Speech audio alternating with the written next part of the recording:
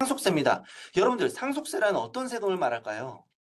당연하죠. 상증법상 상속을 원인으로 하여서 이전된 상속재산에 대하여 부과하는 세금입니다. 그래서 여러분들 증여도 마찬가지고요. 이렇게 상속, 증여를 상증법상이라고 되어 있어요. 그러니까 여러분들 어떤 걸 생각하셔야 되냐면 상속세, 증여세에서 상속증여는 우리가 알고 있는 상속증여뿐만 아니라 상증법에서 상속세 증여세법에서 따로 꾸며주고 있구나라는 거 우선 아시면서 넘어가면 되겠습니다. 우선 여러분들 상속세 과세체계 먼저 보고 갈게요. 과세체계라는 거 사실 조금 재미없어 보여요. 하지만 상속세에서만큼은 매우 중요합니다. 왜 중요할까요? 요즘 아주 뜨거운 감자예요. 우선 상속세 과세체계는 유산세하고 유산 취득세가 있습니다. 여러분들 현재 상속세 과세체계는 유산세하고 유산취득세가 있다. 그럼 이 둘의 차이점은 무엇인가? 홍길동이라는 사람이 100억 원을 갖고 있어요. 근데 죽었습니다. 죽으면서 자식들이 한 명은 50억 원, 한 명은 30억 원, 한 명은 20억 원을 가져가요. 다시 50억 원, 30억 원, 20억 원을 가져갑니다. 총 100억 원이죠? 여러분들 이 100억 원에다가 세율을 곱하는 게 우리는 뭐냐면 유산세입니다. 즉 피상속인 기준이죠. 피상속인이 죽은 사람이에요, 여러분들. 앞으로 피상속인이라고 하면 죽은 사람이다. 사망자. 따라서 사망자의 상속 개시일 사망일 당시의 모든 재산에 대해서 세금을 부과하는 게 바로 유산세입니다. 그럼 유산취득세는 무엇이냐? 지금 상속인 1, 2, 3가 50억 원, 30억 원, 20억 원 가져갔죠. 얘네들한테 세율을 곱해서 각각 부과하는 게 뭐다? 유산취득세다. 현재 우리나라 상속세는요. 유산세를 띄고 있습니다. 그러면 유산세 장점은 무엇일까요? 당연히 조세 인정이 용이하다. 왜 용이할까요? 이 100억 원 이 사람만 조사해서 결정하면 되기 때문에 매우 쉽다는 거죠. 근데 단점은 뭘까요? 부를 분산시킬 필요가 없다는 거죠. 왜요? 얘만 조사 대상이 되니까. 유산취득세는 어떤 건가요, 여러분들? 응능부담이 적합. 많이 가져간 사람은 많이 내고 적게 가져간 사람은 적게 내면 된다. 이게 바로 유산취득세죠. 근데 우리가 지금 현재 유산세잖아요. 근데 엊그저께 기사입니다. 상속세율 인하하자. 유산취득세로 지금 유산취득세로 변경하자. 계속 이렇게 되고 있어요. 그러니까 우리나라 지금 상속세 과세 체계가 약간 과도기에 있습니다. 지금 우선 TF팀은 기재부에 이제 설치가 돼가지고 발표까지 남은 상태거든요. 유산세에서 유산취득세로 넘어가자라고 하는 지금 형국이 있습니다. 아직 넘어가진 않았습니다. 그럼 우린 지금 뭘 공부해야 되냐? 상속세 계산 흐름을 볼 건데요. 피상속인 기준으로 간다는 거죠. 왜 피상속인 기준입니까? 우리는 유산세기 때문에 지금 현재는 따라서 현재 이 총상속 재산가액 딱 봐도 아직 안 배웠어요. 근데 알 것 같아요. 총상속 재산가액 뭘까요? 피상속인 죽은 사람이 갖고 있는 모든 재산에 대해서 우리는 이거를 총상속 재산가액이라고 한다. 그렇죠? 총상속 재산가액을 파악했으면 비과수, 채무, 비과세, 채무, 공과금 등을 빼주고요. 사전증여 재산이라는 걸 더합니다. 그래서 상속세 과세가액이 나오고 거기서 공제를 빼면은 과세표준이 나옵니다. 과세표준에는 다 세율을 곱하죠. 세율을 곱하면 산출세액이 나오고 거기다가 세대생략 할증세액이 있거든요. 그리고 세액 공제를 빼고 나서는 자진납부할 세액이 있다. 이게 다 누구 기준이다? 피상속인 기준이다. 그럼 여러분들 상속세에서는 오늘은 뭘 배울 거냐면요. 상속이란 무엇이냐? 첫 번째. 그리고 추정상속 재산은 무엇이냐? 두 번째. 그리고 사전증여 재산은 무엇이냐? 그리고 상속 공제에 대해서 간단하게 알아보겠습니다. 여러분들 상속세 과세 대상이에요. 상속입니다. 여러분들 상속, 우리는 이 상속 뭐라고 생각했죠? 죽어서 재산이 이전된다라고 생각되죠. 그렇죠? 근데 민법 제5편에 따른 상속을 말한다라고 하는 게 이게 뭐냐면 사망으로 인해서 선순위 상속, 법정 상속인들에게 재산이 이전되는 것을 말합니다. 그러니까 피상속인의 의지가 없습니다. 민법 제5편에 따른 상속은. 예를 들어 뭐 100억 원을 갖고 있는 어떤 사람이 가고 있다가 교통사고 나서 꽥 죽었어요. 죽으면 어떤 상속입니까? 민법 제5편에 따른 상속입니다. 이 사람이 뭐 유증이나 이런 거 있나요? 뭐 유언 남겨놨나요? 뭐 계약서 남겨놨나요? 안 남겨놨죠. 그냥 가다가 100억 원 갖고 있다가 교통사고 나서 죽었어요. 그러면은 법정 상속인, 우리 법정 상속인 대표적인 게 배우자랑 직계 비속, 아들, 딸들이죠. 얘네들한테 간다. 이런 게 바로 민법 제5편에 따른 상속이다. 그럼 유증은 무엇일까요? 유증. 여러분들 유증은 유언에 따른 징여입니다. 사인징여는 죽음을 원인으로 한 징여입니다. 그러니까 유증은 뭐합니까? 여러분들 내가 죽거든 이 재산을 뭐 손자에게 주어라. 이게 바로 유증이죠. 사인징여는 뭘까요? 야, 너 나랑 계약하자. 어떤 계약이요?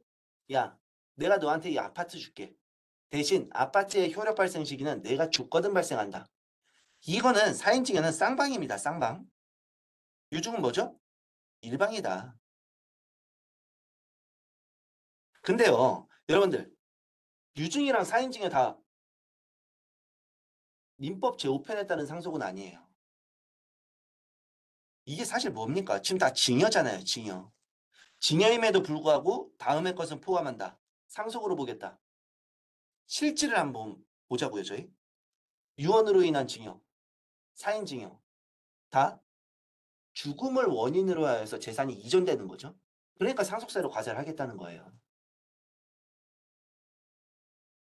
특별연고자에 대한 재산의 분여 이것도 사실 실무상은 많이 없는데 어떤 경우냐면 법정 상속인이 없어요. 법정 상속인이 없다. 그럼 어떻게 됩니까? 국가가 다 꿀꺽합니까? 꿀꺽하지 않습니다. 이게 개정이 됐어요. 법정 상속인이 없다면 특별연고자가 법원에 청구를 하면은 법원이 손을 들어주면은 이거를 상속받을 수 있다. 대표적으로 누가 있을까요? 사실혼 배우자. 사실혼 배우자가 있습니다. 여러분들 유언대원 신탁, 수의전송 신탁은 그냥 유증이나 사인증여처럼 이렇게 있는데 약간 유증 느낌인데 유증 실질적으로는 실질은 유증이나 형식은 신탁 형식입니다. 따라서 상증법에서는 야, 너 뭐 형식은 신탁이지만 이거는 뭐 유증이랑 똑같아. 이거 상속으로 보겠다. 해서 우리는 민법 제5편에 따른 상속, 유증, 사인증여, 특별연고자에 대한 재산의 분여, 유언대용 신탁, 수익자 연속 신탁 이 6가지 사유로 재산이 이전되면은요 모두 다 뭘로 과세를 하겠다? 상속세로 과세를 하겠다. 여러분들 이 6가지 사유로 재산이 이전된다? 그러면 무조건 뭘로 과세한다? 상속세로 과세를 하겠다는 거예요.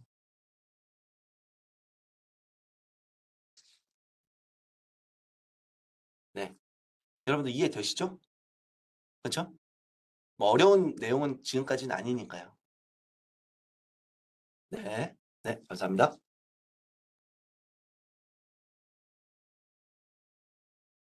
네, 그러면 이번에는 이제 추정상속재산에 대해서 한번 알아보도록 할게요. 자, 여기 바운스 하고 있죠. 추정상속재산 한번 알아보도록 하겠습니다. 추정상속재산 사실 총상속재산은 상속재산가액이랑 추정상속재산으로 이루어져 있어요. 여러분들 상속재산가액은 뭘까요? 그냥 피상속인 우리 죽은 사람 있죠. 피상속인이 소유한 모든 재산을 말해요. 그러면 추정상속재산은 무엇일까? 왜 추정이란 말에 붙었을까? 라고 하는데 취재 보고 가도록 하겠습니다. 홍길동이라는 사람이 죽어요. 홍길동이 부동산 10억 원, 계좌 잔액 20억 원을 갖고 죽었습니다. 총상속재산가액은 30억 원이죠. 그렇죠? 이 죽은 피상속인인 홍길동이 보유하고 있는 모든 재산, 총상속재산 30억 원입니다. 근데 이게 상속 개시 당시죠. 상속 개시 당시, 사망 당시입니다. 상속 개시 당시에 보유하고 있는 재산 30억 원입니다. 그래서 저희 30억 원은 세율 구간이 40%거든요. 세금을 보니까 10억 4천만 원이 나온대요. 근데 여기 이몽룡이라는 사람이 있어요. 얘가 짱구를 잘 굴립니다. 어? 야, 나 윤윤식 교수한테 수업 들었는데 상속 개시일 당시의 상속 재산만 상속세로 과세를 안 해. 야, 아들아, 딸아, 내가 지금 죽을 것 같다. 죽을 것 같으니까 계좌 이거 있잖아. 나한테 갖고 있는 계좌 이거 뽑아가지고 앞마당에 묻어놔. 앞마당에 묻어놔. 어차피 상속세 조사, 증여세 조사는 뭐 현장 같은 거 막 와가지고 막 다 막 장부 조사하지 않아. 그냥 사무실 조사해. 그냥 방문 조사한단 말이지. 그러니까 야 20억 원 이거 앞마당에 묻어놔. 그리고 시멘트 확 발라놔. 이런단 말이죠. 그래서 계좌를 뺐어요. 그러고 나서 이몽룡이가 사망을 했어요. 여러분들 총상속재산가액 얼마죠? 10억 원이죠. 상속세 얼마죠? 2.4억 원입니다. 지금 8억 원 세이브했죠? 8억 원 세이브했죠? 무슨 행위로 8억 원 세이브했나요? 사망하기 바로 직전에 계좌에 있는 거 뽑아가지고 땅바닥에 묻어놨어요. 그러니까 상속세가 8억 원이 다운됐다. 이거 우리 보고 있을 수 있습니까? 없습니까? 없다는 거죠. 그래서 추정상속재산이 나왔다. 추정상속재산은 뭐냐? 야, 네가 상속 개시일 전에 피상속인이 말이야. 재산을 처분했어. 그리고 채무를 부담했어. 채무 부담은 지금 상태에서 모르셔도 돼요. 재산을 처분했어. 그런 금액이 1년 내 2억 원, 2년 내 5억 원 이상이다. 이런 거죠, 여러분들. 사망일, 사망일 전 1년, 사망일 전 1년, 전 2년입니다. 야, 1년 내 너가 2억 원 이상 돈 뺐어? 아니면 부동산 팔았어? 2년 내 너가 5억 원 이상 돈 뺐어? 부동산 팔았어? 야, 이거 너 어디다 썼나 입증해. 상속인들이 입증해야죠, 여러분들. 왜요? 피상속인은 죽었으니까. 야, 어디다 썼나 입증해. 입증시킵니다. 입증시킴. 그러니까 우리 세무 공무원들이 딱 이렇게 하고 있다가 갑자기 1년 내 2억, 2년 내 5억 원 이상이 딱 처분한 게 있으면 태도가 바뀌어져요.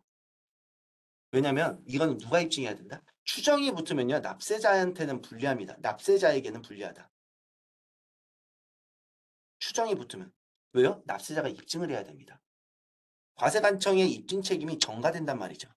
그래서 그 납세자한테 너 입증해봐 했는데 그 사용 용도가 객관적으로 명백하지 않는다. 그럼 어떻게 합니까? 그 금액이 기준금액 이상이다. 그러면 과세가액에 산입시켜버립니다. 여러분들 이거 다시 한번 같이 읽어볼게요. 상속 개시일 전에 피상속인이 재산을 처분하였거나 채무를 부담한 경우 재산 종류별이 있습니다. 현금, 예금, 유가증권 이렇게 구분해서 가요. 부동산 그리고 부동산에 관한 권리 그리고 그 외의 재산을 처분했대요. 처분했는데 그 금액이 재산 종류별로 1년에 2억, 2년에 5억이다 하면은 입증해봐. 했는데 입증을 못한다? 그러면 불분명 금액, 입증 불분명 금액에서 기준금액을 빼줍니다. 기준금액을 빼준 금액을 어떻게 하다? 추정상속재산으로 모아서 과세 때리겠다라는 거예요. 그럼 기준금액이 무엇입니까? 라고 물어볼 수 있죠. 기준금액은 바로 처분한 재산의 20% 그리고 2억 원 중 적은 금액을 말합니다. 이런 게 있어요. 그러니까 여러분들 상속 개시일 전에 막 돈 빼고 이러면 돼요? 안 돼요? 그러면 입증을 해야 될 수가 있다니까요. 그렇죠? 그러니까 무조건 막 돈 빼고 막 뭐야 상속세 회피하기 위해서 돈 빼고 이러면은 이제 큰 거 다칠 수 있다. 다시 그래서 추정상속재산 이제 처리 절차가 어떻게 되냐면요. 상속 개시일 전 2년 내 재산 종류 처분 그리고 인출한 금액이 1년 내 2억 그리고 2년 내 5억 원 이상이라면 사용처 요구 대상이다. 그래서 납세자는 사용처 요구를 사용처 소명을 해야 된다. 근데 소명을 못 한대요. 납세자들이 만일 뭐 상속인들이 소명을 못한대요. 세무사들이 소명을 못해요. 그러면 그 금액 자체를 추정상속재산에 산입하면 좋아요. 그렇죠? 하지만 기준금액은 빼주겠다는 거예요. 기준금액은 빼주겠다. 기준금액. 기준금액을 왜 빼줄까요? 여러분들은 이제 뭐 아버지 어머니 뭐 돌아가신 분들도 계시고 지금 살아계신 분들도 계시지만 아버지 어머니가 생전에 살아계실 때요. 얼마를 쓰셨나 알고 계시나요? 통장에서? 누구한테 무엇을 지급했다. 다 모르시잖아요. 그렇죠? 그렇기 때문에 상속인들이 입증하기에는 쉽지가 않다. 그래서 기준금액만큼은 빼주겠다라고 하는 게 추정상속재산입니다. 추정상속재산입니다. 그리고 상속세에서 중요한 이번에는 사전증여재산 보도록 하겠습니다.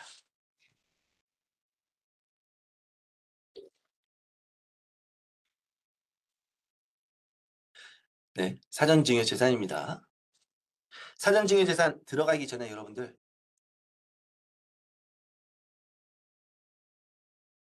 상속세, 증여세 세율을 한번 보시죠.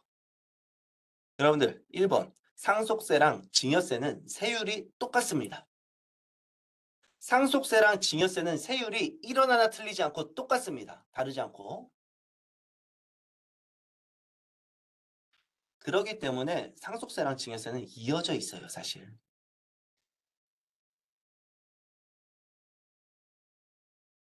사전증여재산을 여기서 이제 더해주잖아요. 여러분 우리가 총상속재산에서 상속재산에서 방금 배운 추정상속재산을 더하고 그죠? 1년 내에 2억 원, 2년 내에 5억 원 이상 너네가 뭐 예금을 뽑았어? 그럼 너 입증 책임, 너 입증해봐. 입증 못해? 그럼 기준금액 빼고 우리가 이거 추정상속재산으로 볼 거야. 이랬단 말이죠. 그럼 거기서 비과세 같은 거, 채무, 공과금은 빼줘야죠. 그렇죠? 그런 다음에 사전증여재산으로 더하는 게 있습니다. 그럼 왜 더하는지에 대해서 보도록 합시다. 사전에 증여한 재산을 더한다? 왜 그럴까? 여러분 홍길동이 있어요. 상속재산 30억 원입니다. 30억 원에 대한 이제 산출세액은 여기 40% 세율을 받아가지고 적용받아가지고 이제 10.4억 원, 10억 4천만 원이에요. 근데 여기 이몽룡이 있어요. 꾀를 잘 쓰죠, 이몽룡이. 근데 이몽룡이요, 죽기 하루 전에 아들아 그리고 딸한테 각각 증여를 했습니다. 그러고 나서 죽었어요. 여러분들 상속세, 상속 개시 당시 상속 재산은 그러면 10억 원밖에 안 남았다는 거죠. 원래 이몽룡이 30억 원이 있었는데 야, 나 윤년식 교수한테 말 들었다. 말 들었다. 어떤 말을 들었냐면 상속 개시 현재의 재산에 대해서 상속세 때린다. 그렇기 때문에 이 30억 원을 죽기 하루 전 그리고 이틀 전에 아들, 딸들에게 증여를 시켜버립니다. 그러면 상속세는 지금 이 10억 원에 대해서만 과세가 되겠죠? 2.4억 원입니다. 10억 원은. 그런데 여러분들 이 증여한 거요. 증여한 것에도 역시 뭐가 생깁니까? 증여세가 발생하죠. 각각 2.4억 원씩 발생했습니다. 지금 세율이 같기 때문에요. 이게 아들한테 증여, 이게 딸한테 증여. 그래서 세금의 합계를 다 더하니까 얼마죠? 7.2억 원이죠. 여러분들 놀라운 일이 발생했죠.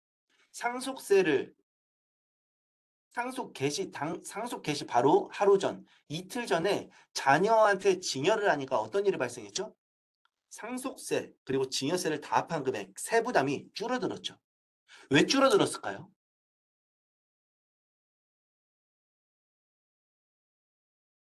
상속세는 그리고 증여세는 누진세율이기 때문에 줄어든 거죠. 그렇죠? 누진세율이기 때문에 줄어들었습니다. 여러분들 기준금액은 아니에요. 과세표준이라고 하셔야 됩니다. 과세표준이 줄어들었다. 그렇죠? 그러니까 우리가 과세관청, 기재부, 국가에서 이것을 보고만 있을 수 없다. 에이, 말도 안 되지 않느냐. 야, 홍길동 같은 경우는 증여 안 해가지고 10.4억 원 내고 누구는 하루 그리고 이틀 전에 증여해가지고 뭐 7.2억 원 내고 이거 너무 차이가 나는 거 아니냐. 안 된다. 따라서 상속 개시일 전 10년 내에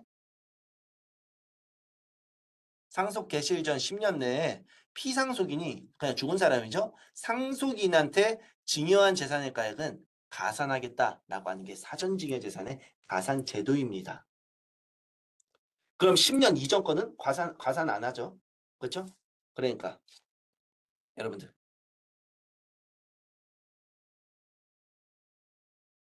다시 사전증여 재산 뭐죠? 상속 개시일 10년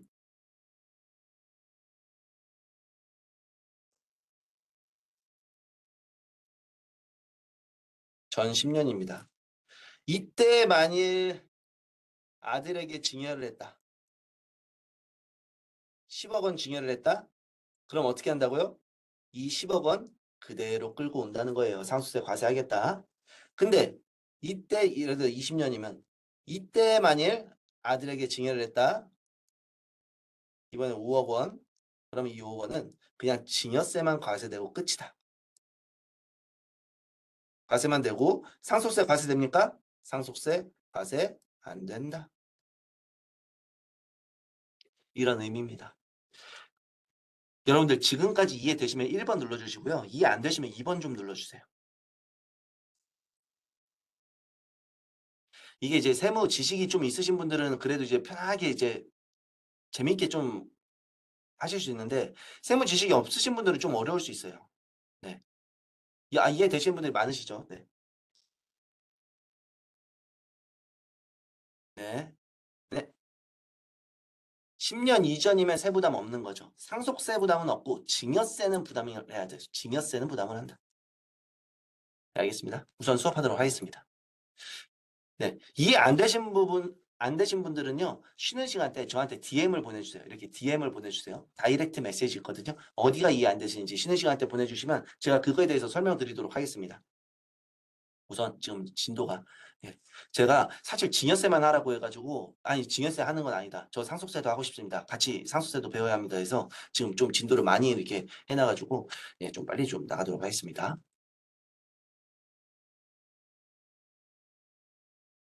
그래서 10년 이내에 있는 거 상속인이라면 10년 이내. 여러분들 근데 상속인 이외자는 몇 년이라고요? 5년입니다. 상속인 이외자는 대표적으로 누가 있죠? 뭐 며느리, 사위입니다.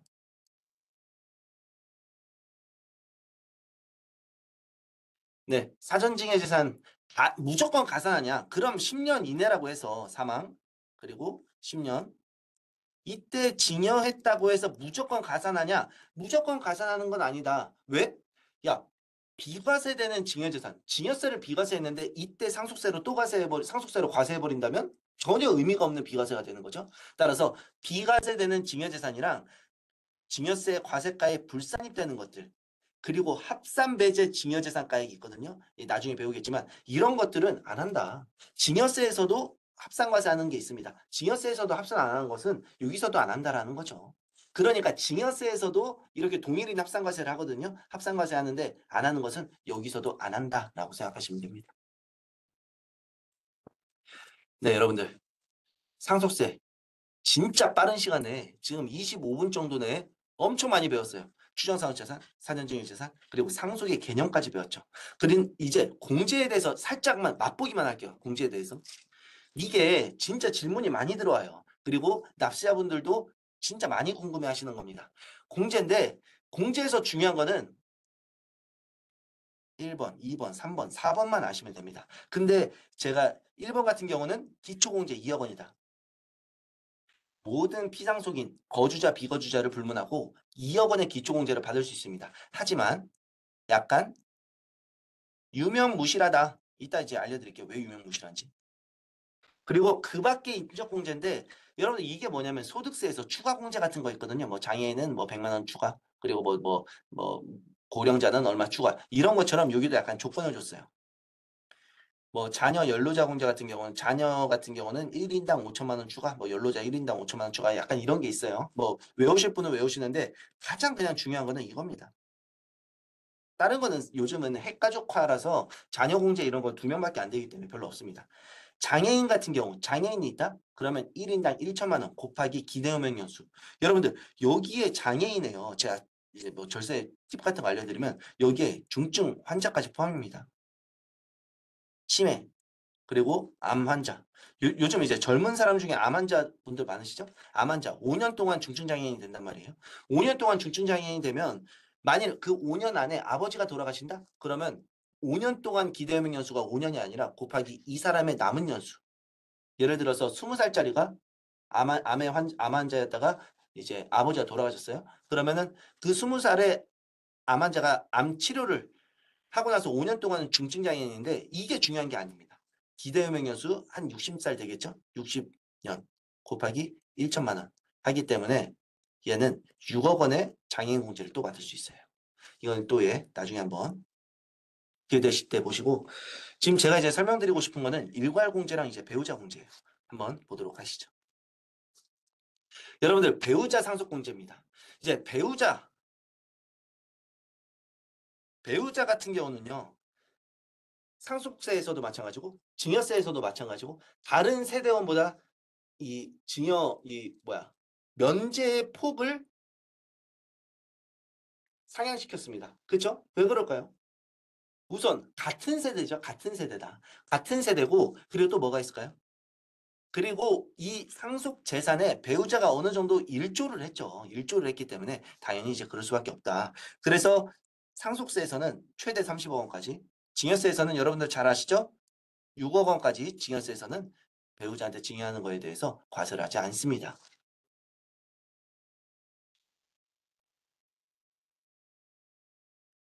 여러분들 배우자 상속 공제는요. 배우자의 우선 실제 상속 분대로 뭘 해줘요? 공제를 해준다. 야, 너가 만약 50억 원 가져갔으면 배우자 50억 원, 그래 50억 원 공제해줄게. 약간 이런 거예요. 근데 30억 원은 한도다라고 하는 거죠. 그래서 첫 번째로 들어가는 게 배우자의 실제 상속분이 제일 중요합니다. 배우자가 결국에 실제 상속을 많이 가져가야 돼요. 그리고 나서 분할을 해야 돼요. 등기 같은 거 해야 된다. 그리고 한도가 있는데 야 법정 상속 지분만큼만 가져가라라고 하는 거죠. 배우자의 법정 상속 지분은 1.5입니다. 1.5. 1.5. 어떤 1.5냐면 아들, 상속인이 배우자가 있다. 그러면 1 n분의 1 해야 되잖아요. 상속 지분. 배우자는 뭘 더해준다? 0.5를 더해준다. 그래서 총 분모가 뭐죠? 2.5죠. 배우자는 2.5분의 1.5, 아들은 2.5분의 1이 민법상 법정상속 지분이 됩니다. 그래서 법정상속 지분만큼만 해준다. 근데 그게 얼마다? 30억 원까지. 근데 여러분들 사실 이것보다 더 많이 질문 나오는 게 야 그러면은 실제 상속받은 재산이 5억 원 미만이거나 분할을 하지 않거나 신고를 하지 않거나 상속세에 신고를 하지 않은 경우는 어떻게 합니까? 그때는 일괄적으로 5억 원을 공제해준다. 그러니까 배우자가 있는 사람은요. 최소한 5억 원은 공제받을 수 있습니다. 그렇죠? 그리고 여러분들 일괄공제라는 게 있어요. 제가 아까 기초공제 2억 원 약간 무의미하다라고 말씀드린 게 바로 이 일괄공제 때문에 그래요. 저희가요. 상속세를 신고하는 경우는 기초공제 2억 원이랑 그 밖에 인적공제 뭐였죠? 뭐 자녀공제, 뭐 장애인공제 막 이런 거 있었잖아요. 그걸 합한 금액이랑 일괄공제 5억 원이랑 큰 금액으로 합니다. 여러분들 세대에 장애인이 없다면 제 경험상 세대에 장애인이 없다면 대부분 뭐가 큽니까? 일괄공제가 더 큽니다. 요즘은. 상속인들이 별로 없기 때문에 자녀가 별로 없어서. 따라서 무신고하는 경우에도 어떻게 간다고요? 5억 원만 갑니다. 신고를 하는 경우는 둘 중 큰 금액으로 선택할 수 있게 하는데 무신고하는 경우는 어떻게 합니까? 일괄공제만 적용합니다. 근데요, 웃기는 게 배우자가 단독 상속하는 경우라면 일괄공제를 적용해 주지 않습니다. 어떻게 하냐면 기초공제 그리고 그 밖에 인적공제만 적용한다. 배우자 단독 상속은 뭘까요? 상속인이 배우자밖에 없다. 상속인이 배우자밖에 없으면 여러분들 어차피 배우자 상속공제 5억 원 공짜로 주잖아요. 그렇기 때문에 너 나머지 일괄공제 5억 원 공짜로 줄 필요 없어. 뭐만 고려해라? 기초공제 플러스 둘 고려해서 7억 원만 가져가라 공제로. 이렇게 가져간다는 거죠. 여러분들 상속세 마지막입니다. 이게 진짜 요긴하게 많이 쓰였어요. 이제 우리 학생들 뭐 교육생들 제가 이제 강의를 할 때도 많이 쓰였는데 교육생들 그리고 우리 재직자 국세청에 재직하는 이제 재산세까지 재직하는 직원분들 저도 처음에 이제 신규였을 때 갔을 때 뭐라고 했냐면 야 상속세 들어왔어? 10억 원 미치야? 그러면은 그냥 그거 과세 안 해도 돼. 다 그냥 신고서 그냥 알아서 그냥 처리해. 그랬어요. 야 10억 원 재산가액 얼마야? 아 뭐 9억 원입니다. 하면 야 그런 거 그냥 처리하지 마. 어차피 세금도 안 나와. 이랬단 말이죠. 그런데 그 선배의 말은 틀렸습니다. 여러분들 한번 읽어보시죠. 무신고한 A라는 사람의 상속인 현황, 피상속인 상속인 현황이 아래와 같을 경우 상속 공제 금액은 기초, 배우자 일괄 공제만 고려하며 그리고 장애인 등 기타 사항은 고려하지 않는다. 이게 뭔 말이죠? 그 밖에 인적 공제 고려하지 마라. 고려하지 말란 말이다. 왜요? 무신고했으니까. 그럼 상속인이 아들 1명만 있는 경우 여러분들 상속공제 얼마일까요? 상속인이 아들 1명만 있어요.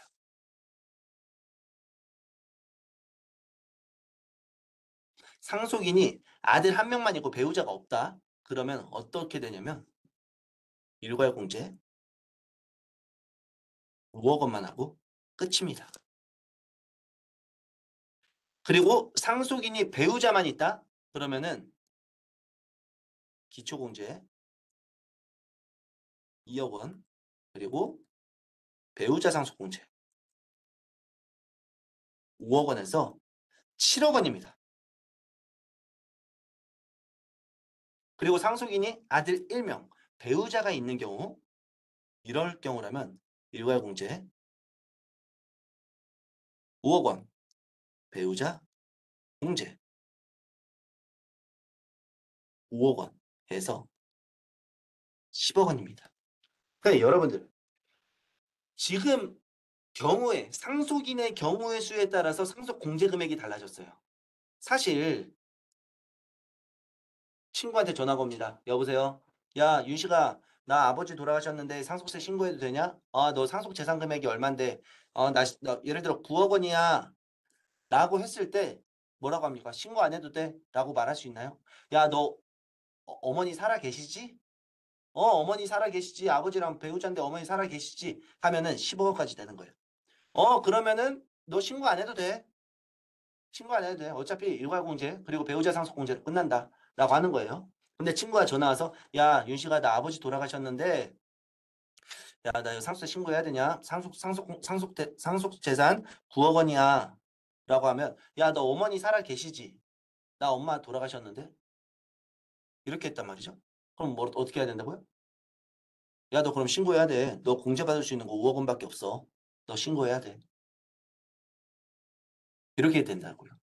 예를 들어서 친구 뭐가 전화 왔어요. 야, 나 와이프가 죽었어. 나 근데 나 딩크족이잖아. 나 와이프가 죽었는데 와이프가 9억 원 갖고 있어. 상속재산 9억 원이야. 나 이거 신고해야 되냐? 나 와이프 죽었는데. 나 아들 딸 없어. 그럼 뭐라고요? 신고해야 돼. 왜요? 상속인이 배우자만 있는 경우 7억 원까지만 공제가 되기 때문에. 여러분들 이거 진짜 사실 중요합니다. 중요하고 이렇게 가르치는 사람이 많이 없어요. 막 네이버나 이런 데서도 막 이상한 말 하더라고요. 그래서 제가 우리 재직자들은 꼭 제가 이렇게 가르치는데 여러분들 지금까지 이해되시면 1번, 이해 안 되시면 2번 눌러주세요.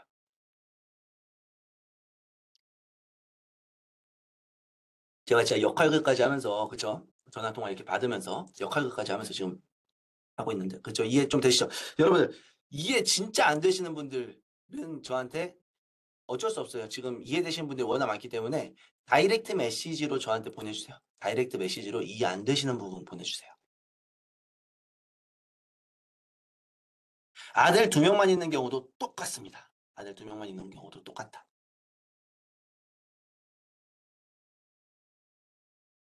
이 화면으로 복습 가능한지 재산 6억 원이 예를 들어 여러분들 한번 봅시다.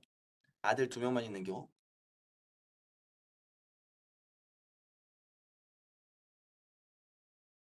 우선 아들 2명만 있는 경우 기초공제 신고를 한다는 전제 2억 원 플러스 그 밖에 인적공제 얼마죠? 아들 1명당 5천만 원이에요. 그 밖에 인적공제 그러니까 아들 2명이니까 1억 원이에요. 그 밖에 인적공제. 한 명당 5천 원이니까 1명당 5천. 그리고 나서 일괄공제가 얼마죠, 여러분들? 5억 원이죠. 이 둘 중 누가 크나요? 5억 원이 크잖아요. 그러니까 무조건 5억 원입니다. 그러니까 제가 말씀드렸잖아요. 장애인이 있지 않은 한 웬만하면 그 밖에 인적공제보다는 일괄공제가 크다 요즘. 실무상 어쩔 수 없어요. 옛날처럼 막 6남매, 7남매, 8남매 이러지 않기 때문에. 여러분들 이게 제가 최대한 이걸로 지금 납세자 세법교실 관련해서 그 강의를 하나 더 찍어서 녹화 강의를 올려드릴게요. 네. 올려드리도록 하겠습니다. 많이 안 올라온다면 좀 이제 요청을 해주시면 예, 제가 또 올려드리도록 하겠습니다.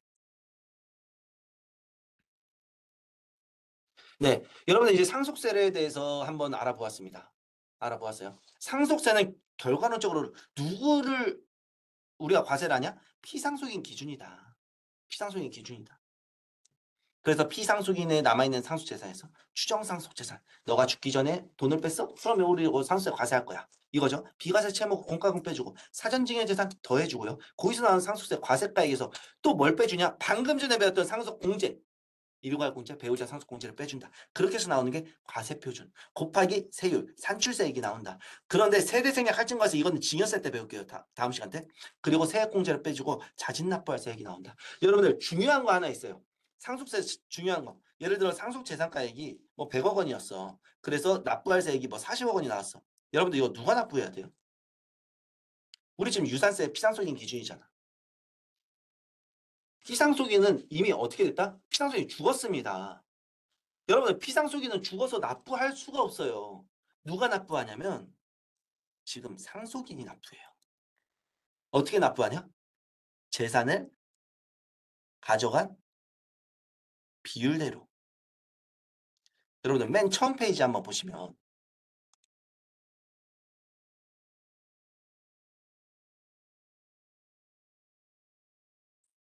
100억 원 있었잖아요. 그렇죠? 이게 만약 곱하기 세율을 해가지고 지금 40억 원이 나왔어요. 우리는 그거기 때문에 유산세이기 때문에 여기다가 지금 세율 곱해서 40억 원이 나왔다. 그럼 이거 어떻게 과세한다고요? 납부한다고요? 이 40억 원이 피상속인이 납부를 할 수 없기 때문에 40억 원 곱하기 50, 지금 얘가 얼마 가져갔어요? 상속인원이. 40억 원 곱하기 50%를 너가 납부해. 40억 원 곱하기 30%를 누가 납부해? 너가 납부해. 상속인 3는 40억 원 곱하기 20%를 누가 납부해? 상속인 3가 납부해. 이런다는 거죠. 그래서 피상속인은 상속세만큼은 납부 의무만큼은 누구한테 있다? 상속인에게 있다. 자, 니들이 가져간 만큼. 네, 여러분들 증여세. 제 시간이 별로 없어서 제가 증여세 조금만 하다가 쉬도록 하겠습니다. 10분 쉬는 시간 드릴 건데 한 5분만 증여세 하도록 할게요. 증여세 매우 재밌습니다. 증여세 신고서식이에요. 신고서. 여러분들 증여세 과세체계 한번 읽어보시죠. 한번 읽어보시죠.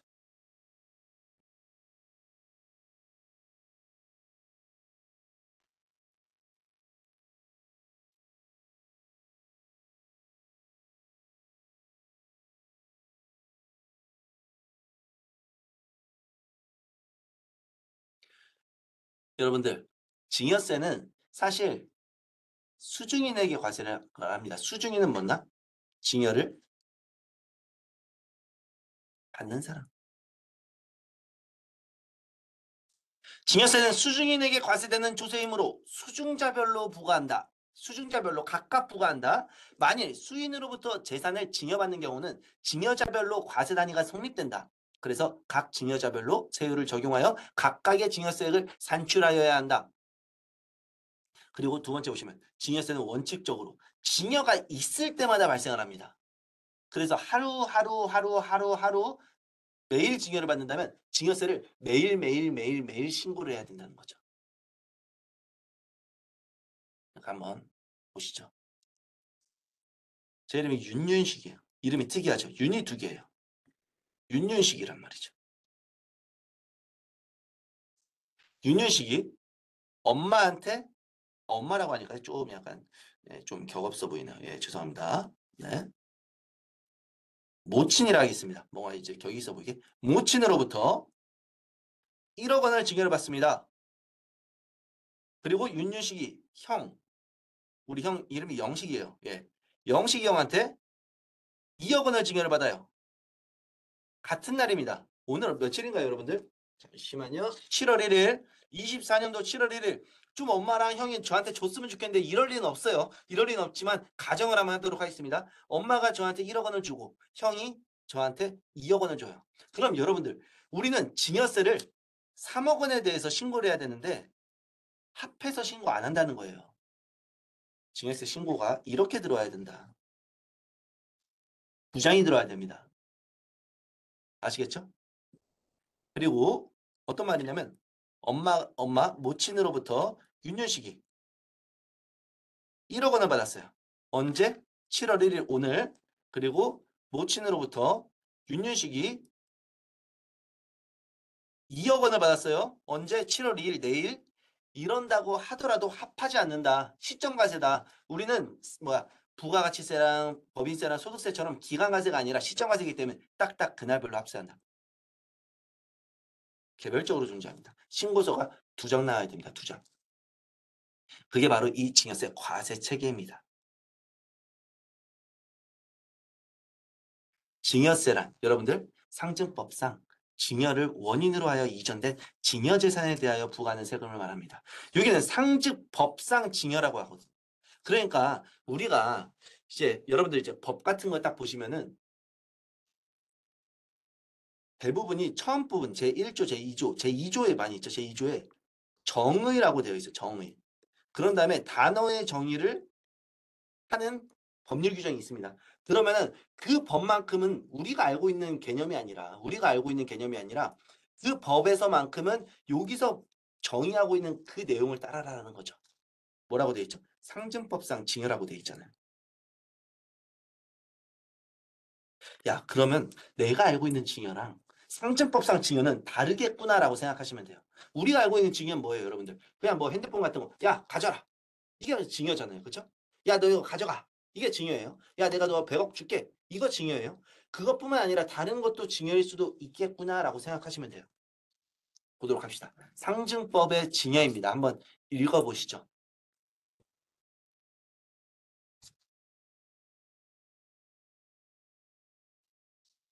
여러분들 좀 이제 거의 50분 열심히 달려오시가 좀 힘드시죠? 이 개념만 파악하시고 10분 동안 쉬도록 하겠습니다.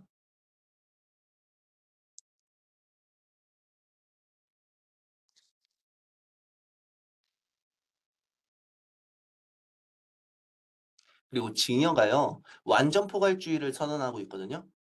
징여는 열거주의가 아니라 징여에 해당하면 다 과세를 합니다. 완전 포괄주의입니다.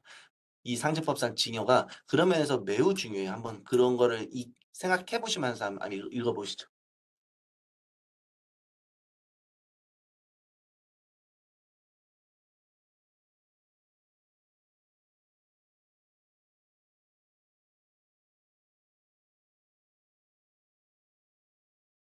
네, 같이 보도록 하겠습니다.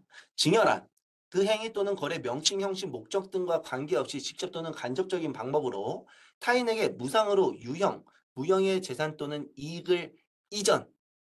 여러분들 하나 나왔어요. 무상으로 유형 또는 무형, 유형 무형의 재산 또는 이익을 이전한다. 우리가 알고 있는 징여예요. 그렇죠? 유형 또는 무형의 어떤 재산을 주는 거 공짜로 준다. 이전. 그런데 가로 열고 안 보세요? 현저히 낮은 대가를 받고 이전하는 경우를 포함한다라고 되어 있어요. 여러분들 시가 100억 원짜리 아파트 서울에 뭐 그런 거 있겠죠? 를 아들한테 팝니다. 양도를 해요. 유상으로 이전을 합니다. 유상으로 이전한다. 얼마에? 시가 대가 10억 원에 팝니다. 현금으로 받고 팝니다. 여러분들 이거 무상 이전은 아니에요. 유상 이전이다. 유상 이전인데 어떻게 판 거다? 겁나 싸게 판 거예요. 엄청 싸게 팔았어요. 그러면 90억 원에 대한 이익이 있죠. 누구한테 있습니까? 사는 사람한테 있죠. 매수인한테. 그렇죠? 그래서 증여는 무상 이전뿐만 아니라 유상 이전도 포함되는 경우가 있다. 어떤 경우라면 시가와 대가의 차이가 있는 경우라면. 그리고 세 번째, 타인의 재산 가치를 증가시키는 것. 내가 예를 들어서 상장, 지금 제가 이제 회사 오너예요. 오너고 내가 최대 주주예요. 근데 아들한테 비상장 주식을 줘요. 그러고 나서 1년 뒤에 상장시켜. 이렇게 재산 가치를 증가시키는 것도 어떻게 한다? 증여로 본다. 그래서 여러분들 상증법상 증여는 세 가지입니다. 첫 번째, 재산 또는 이익의 무상 이전, 시가 대가 차이, 그리고 재산 가치 증가입니다. 다만 유증 사인 증여, 유언 대용 신탁, 수익 잔소 신탁은 제외한다. 여러분들 유증 뭔가요? 유언으로 증여를 하는 거죠. 그렇죠? 이거 뭐예요? 여기에 포함되죠. 재산 또는 이익의 무상 이전이잖아요. 근데 우리가 뭘로 과세를 하죠? 유증 사인 증여, 유언 대용 신탁, 수익 잔소 신탁, 상속세로 과세를 하잖아요. 그렇기 때문에 제외한다는 거예요. 이제 법문 읽히시죠? 그럼 민법상 증여는 뭡니까? 당사자 일방이 무상으로 상대방에게 수여하는 의사를 표시하고 상대방이 이를 승낙을 해야 됩니다. 승낙. 좀 다르죠? 상식법상 증여는 승낙 필요 없이 일방적으로 주기만 해도 성립이 된다라는 겁니다. 여러분들 잠시 쉬었다가 3시에 시작하도록 하겠습니다. 예, 여러분들 잠시 쉬세요. 그리고 이해가 안 되시는 분들은 다이렉트 메시지로 저에게 다이렉트 메시지로 질문해 주시기 바랍니다. 예, 고생하셨습니다. 10분간 쉬겠습니다.